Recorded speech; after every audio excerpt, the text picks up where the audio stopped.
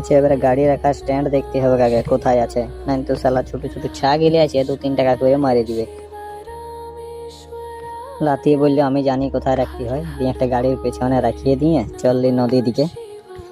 নদী যাওয়ার আগে মনে পড়লো পূজার সাজ তো আমরা আনি নাই, তাহলে লিখতেই হবে। দাদু আর দিদি দেখি দোকান করে আছে, পূজা তো আমরা নারকেল দেখতে পাই, একটু হিলান দেখিয়ে লিলি জল টল আছে না নাই আরো পুজোর জিনিস নিয়ে আলি নদীতে আসে বালির শিব মূর্তি তৈরি করে একটু পুজো করে চললাম মন্দিরে। মন্দির ঢুকতেই একটা দিদি এসে চন্দনের ফোঁটা দিয়ে বললো যা।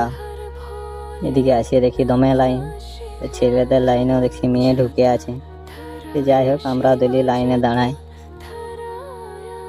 এক পা দু পা করে কোনো রকমে ঢুকলি ভিতরে বেশ ভালো রকমের ভিড় হয়েছিল। এত ভিড় ছিল প্রায় ঘন্টা 2-2.5 তো হবে কি লাইনে দাঁড়াইছিলি। অনেকক্ষণ পরে কোনো রকমে ঢুকলি ভিতরে, কোনো রকমে ভেতরে ঢুকে বাবার চরণে জল অর্পণ করলি।